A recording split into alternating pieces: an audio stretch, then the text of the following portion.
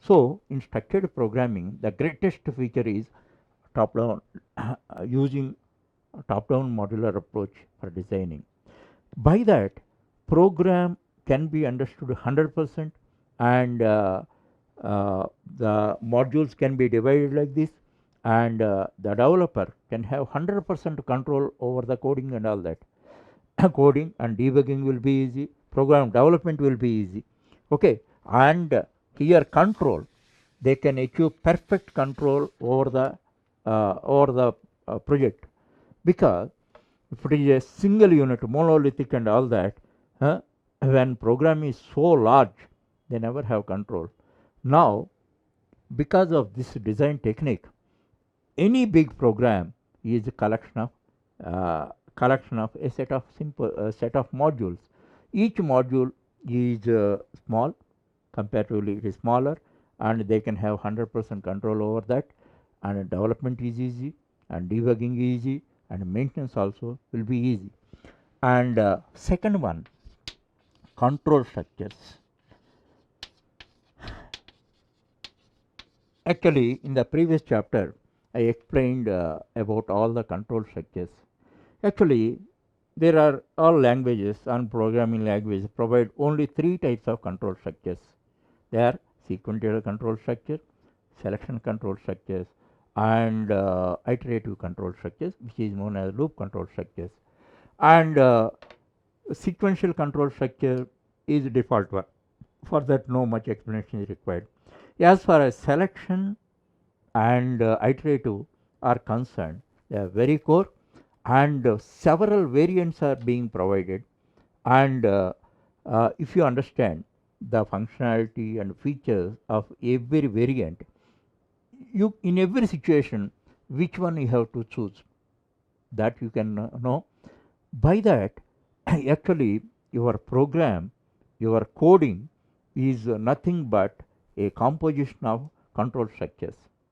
Actually, you must understand structured programming languages, the term structured programming languages. Why these are called structured programming languages, they use in coding or implementation, they use well defined control structures. That's why these are called structured programming languages. So these are well defined structures, and for every situation you can choose the right one. That's why you can have perfect control over coding and all that. So the scope of the readability is highly improved, and apart from that, and you can develop programs very easily. Next thing is, the third one is FOP. This is function oriented programming. Already I told you, every function can handle single identifiable task. Single identifiable task. Every function can be tested independently. You give corresponding inputs and execute and see the outputs. So, if a program or a project consists of 100 functions, if you are able to test each and every function is working properly or not, then if every function works properly and all, obviously entire project should work properly. But for that no proof is required and all that. So because of this function oriented programming, you can have perfect control over the program, and you can very easily develop programs, and a single project can be distributed among team of members. That is the greatest feature, and it represents a real life model. How it represents a real life model? Suppose you take any office, there is a manager. The manager, you are a boss, then you entrust some task to the manager. Then manager calls different specialists like this and all that, A, B, C, D and all. Then manager calls A specialist, B specialist, C specialist and D specialist. Then how the task is performed? By collective contribution of A, B, C and D, the task is performed. This is the real life model. So the same model is implemented in this thing. Here main function is there. This is main. Main calls all these functions and all that. Ultimately the task is performed. So in this way, it is representing the real life model. So, because of that, programming, design, implementation, control, maintenance, everything, testing, all the phases will become easy with the structured programming. And here, mainly C and Pascal languages uh, are based on structured programming. C is the most popular language, and it is true function oriented programming language. That's why C language was introduced in 1972. It inspired millions of programmers, millions of students, and transferred them as a programmers. So, by this, you must understand the three points with reference to structured programming. One is top-down modular approach for designing, and well-defined control structures for developing code, and third one is for modularity, function-oriented programming approach. This is a very important programming paradigm. Let us review all its characteristics and a few drawbacks also, and then proceed.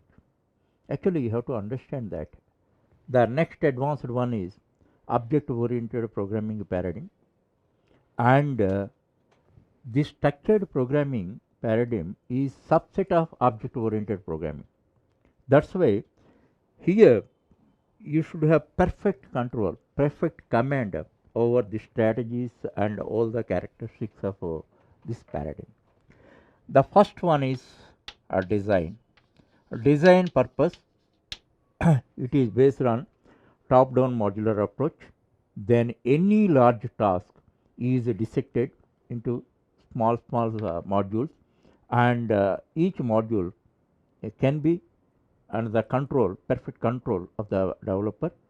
Then then they can independently develop each module, and different teams also, different persons or teams can develop each module, and ultimately they integrate it. So program development process will be easy, and they can have perfect control over the program or project. And the second one is well defined control structures. Well defined control structures. Actually, there are only three types of control structures.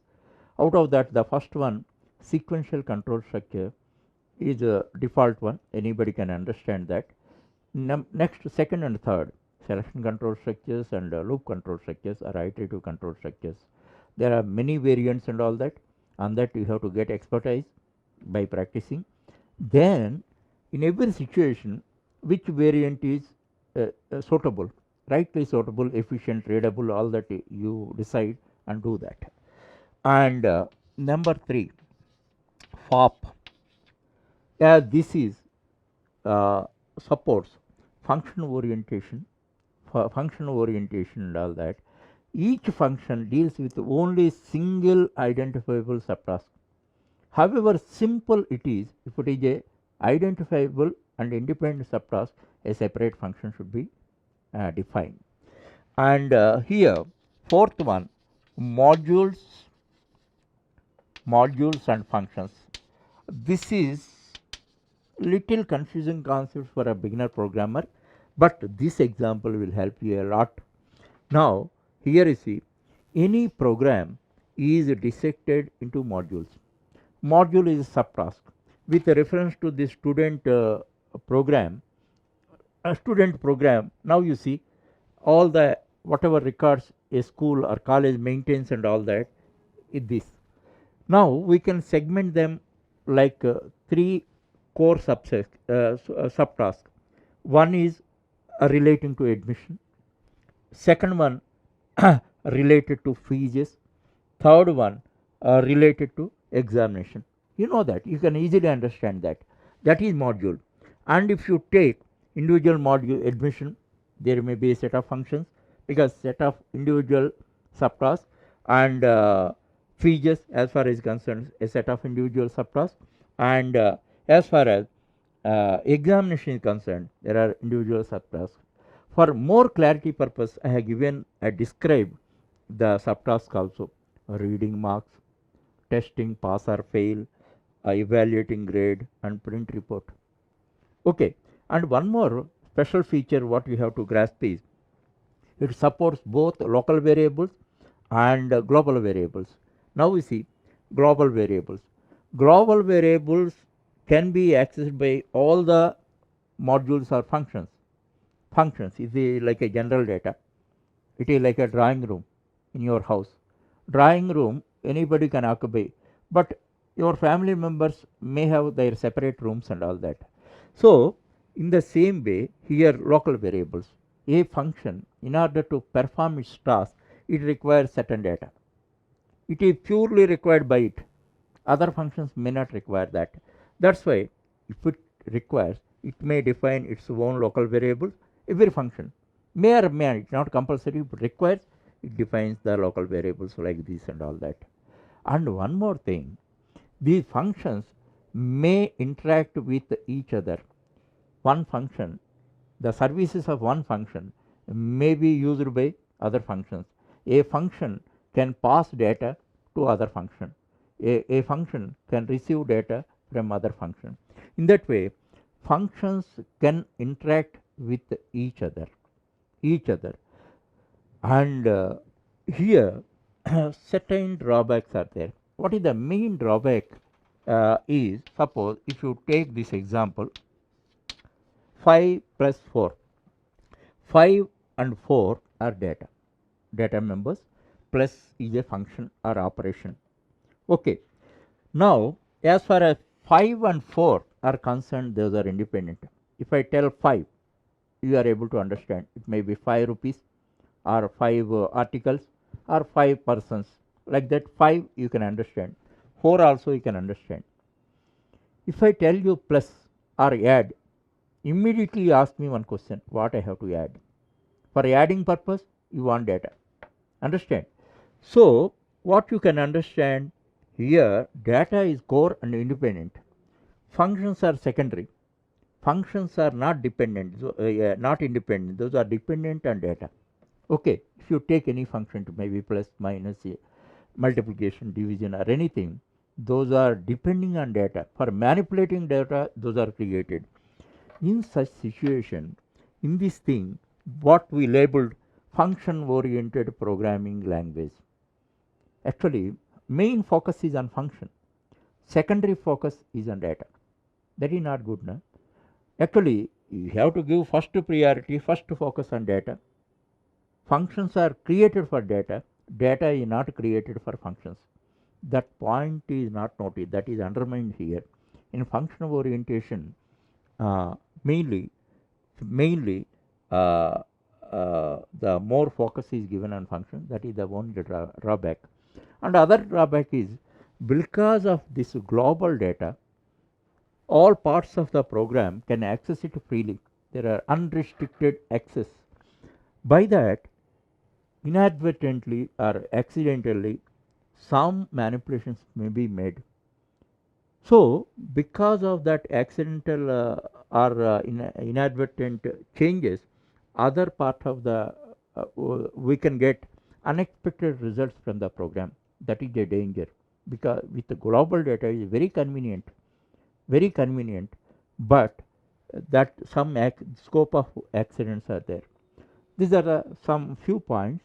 Actually, in order to plug the loopholes of the structured programming, the advanced programming paradigm, the OOP programming paradigm was developed, and in the next concept I am going to explain that.